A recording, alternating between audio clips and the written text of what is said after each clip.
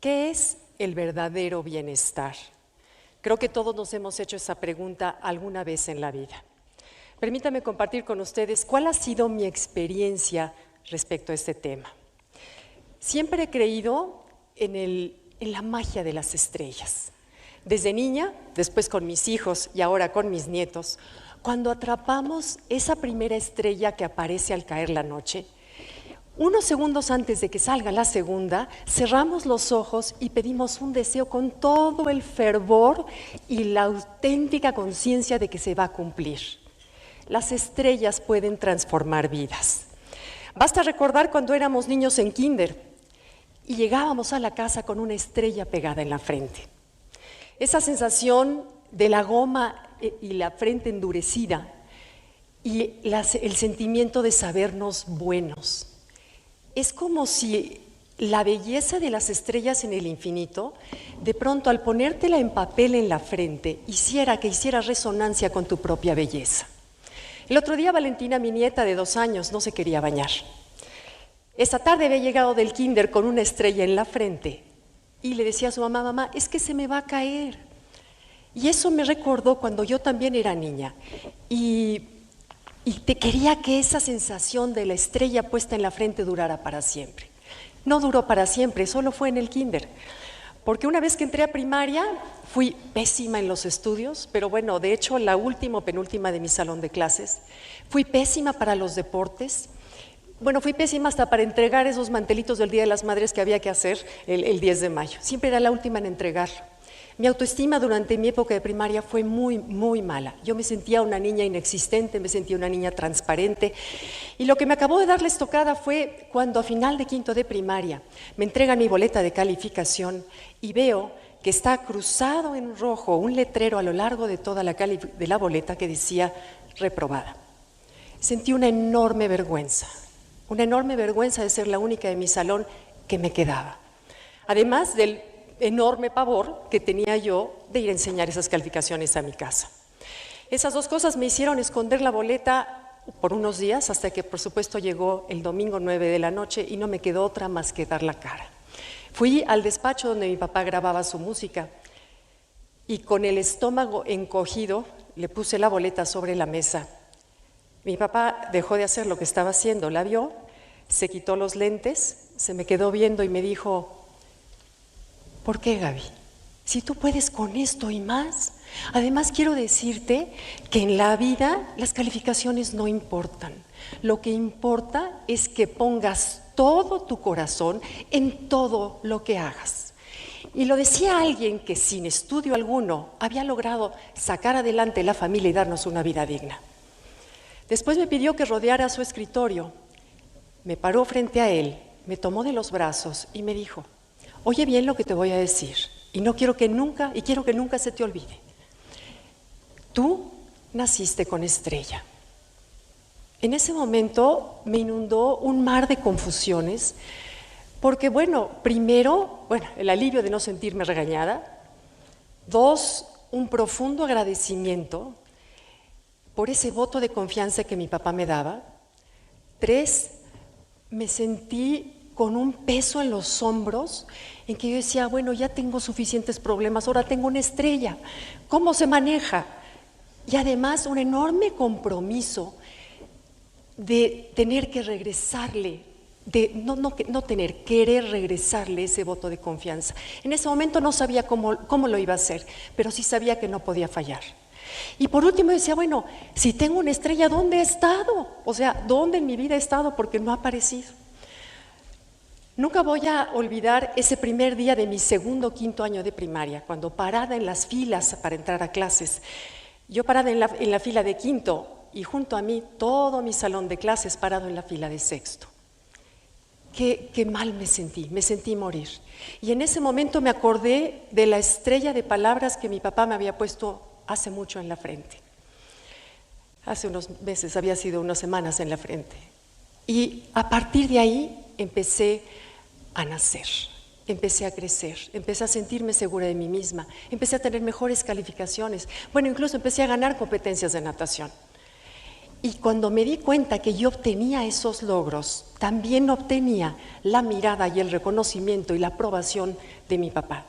Así que yo dije, este es el camino. Lograr cosas es el camino. Más tarde, pasa el tiempo, me caso a los 19 años, a los 25 años, tengo 3 hijos.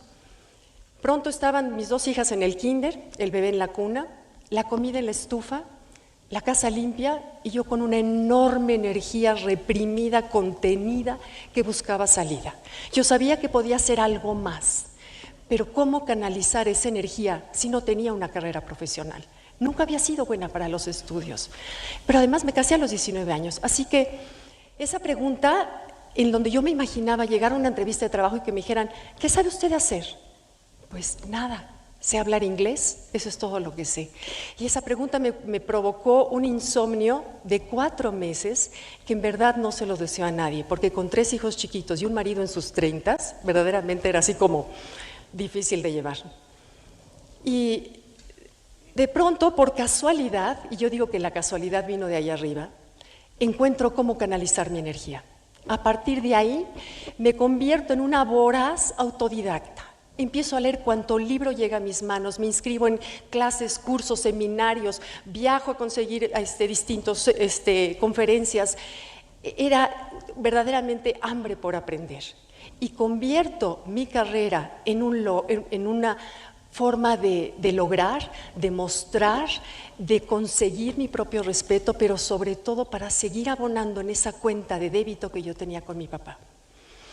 Y el éxito parecía ser la respuesta y la solución, así que me dediqué a conseguirlo. Durante todos mis 20s, mis 30s y parte de mis 40s estaba yo tan ocupada que no tenía tiempo ni de voltear a verme. El tener la agenda llena servía como un Valium para las emociones, además de que me hacía sentir importante y la adrenalina me hacía sentir viva. Y yo decía, valgo por lo que hago. Y por supuesto, me llevó esto a convertirme en trabajo adicta, adicción de la cual todavía estoy en proceso de recuperación.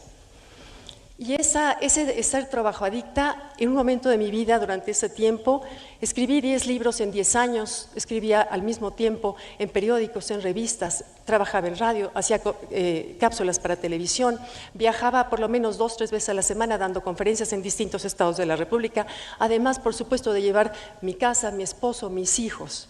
Y ese agotamiento que yo tenía, ese verdaderamente decir ya no puedo, yo lo veía como la forma de sentirme bien y de corresponder de alguna manera a esa estrella que mi papá algún día me había pronosticado.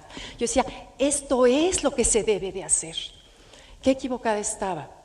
La vida no se tardó en tomarme de los hombros y darme una fuerte sacudida. Ocurrió la muerte de 2 personas que yo pensé invencibles y inmortales. Primero, Pachela, una de mis mejores amigas en sus 45 años, muere de un accidente.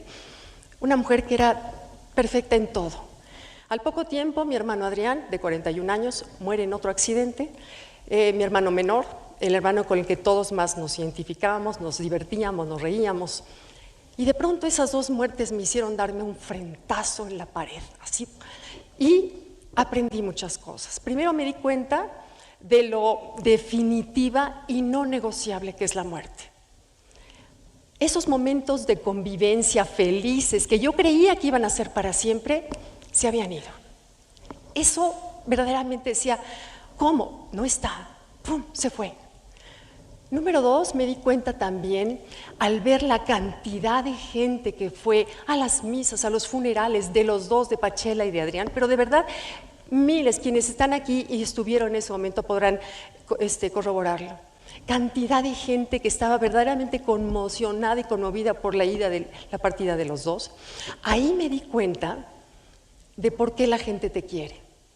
La gente te quiere no por lo que hagas, por lo que tengas, por lo que logres, por el puesto que tienes, la importancia que tengas o la cuenta bancaria que tengas. La gente te quiere por cómo la haces sentir. Y yo me preguntaba, ¿cómo he hecho sentir a la gente? Y ante eso, también el éxito de pronto cobró un enorme signo de interrogación. Frente a la muerte, ¿de qué sirve esto? ¿De qué sirve este afán de construir una fachada? ¿De qué sirve?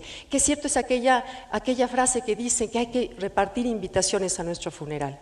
Yo no había repartido invitaciones a mi funeral. Me acuerdo que estando en la misa de Adrián, mi hermano, le digo a Ernesto, mi hermano, le dije, oye, gordo, por favor, el día que yo me muera, traes acarreados, porque esto va a estar vacío, no va a venir nadie. Y me dice, ay, al mío también, prométeme. Pero en verdad sí fue como de pronto, yo había descuidado mis amigas, había descuidado tiempo con mi familia, había descuidado tiempo con mi esposo, con mis hijos, en aras del éxito. Ya es hora de qué servía. Y por último me enfrenté también con algo que ha sido, yo creo que un punto de aprendizaje importante en mi vida. Me enfrenté que el dolor te lleva al sótano 3 de la oscuridad, en donde más solo y oscuro está, encuentras que hay una puerta de luz. Una puerta de luz que en el momento de abrirla encontraba una inexplicable paz y una inexplicable serenidad. Y me había dado cuenta que esa puerta nunca la hubiera encontrado allá arriba. Y ahí me di cuenta que era la primera vez que me visitaba. Y en ese momento dije, bueno, me acordé de esa metáfora que me pareció alguna vez que la leí perfecta, que es el Buda de Tailandia. Hace 50 años, un grupo de monjes budistas en Tailandia deciden mover un Buda de terracota porque estaba albergado dentro de un templo de 800 años de antigüedad que amenazaba con derruirse y destruir su Buda. Así que deciden meterle unas cuñas al Buda para trasladarlo. En el momento de hacerlo, se dieron cuenta que se agrietaba este Buda de terracota. Entonces lo dejaron para que los expertos al día siguiente les asesoraran cómo hacerlo bien. Pero uno de los monjes, movido por la curiosidad, tomó una linterna y a medianoche bajó a inspeccionar las grietas y se dio cuenta que un gran brillo cegador le daba de regreso al alumbrarlo. Entonces decidió tomar cincel y martillo, empezó a hacer el agujero un poco más grande y se dio cuenta que ante sí tenía uno de los tesoros más grandes nunca antes visto, un Buda de casi 2 metros completamente de oro macizo. Cuando vi esa metáfora dije, es que pasaron 800 años en que nadie, ¿cuántas generaciones? Nadie se había dado cuenta que dentro de ese Buda de terracota había un tesoro de oro macizo. ¿Y cuántas veces, señores, nos puede pasar lo mismo? Nacer, vivir y morir sin darnos cuenta que tenemos ese tesoro por dentro.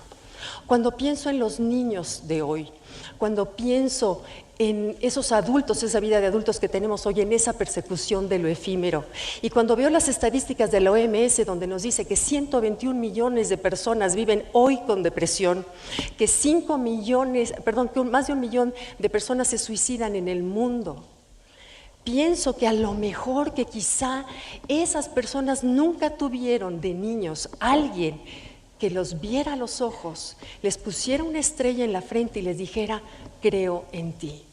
Porque cuando eso sucede, en realidad la estrella empieza a hacer su magia. Cuando tú a un niño lo ves a los ojos y le dices, creo en ti, empieza a suceder y a transformarse y a tomar en sentido la palabra namaste, esa palabra que tantas veces he dicho al término de mi yoga sin antes saber cuál era su sentido. El sentido de la palabra namaste es, honro ese lugar en ti donde reside el universo. Honro ese lugar de luz, de paz y serenidad.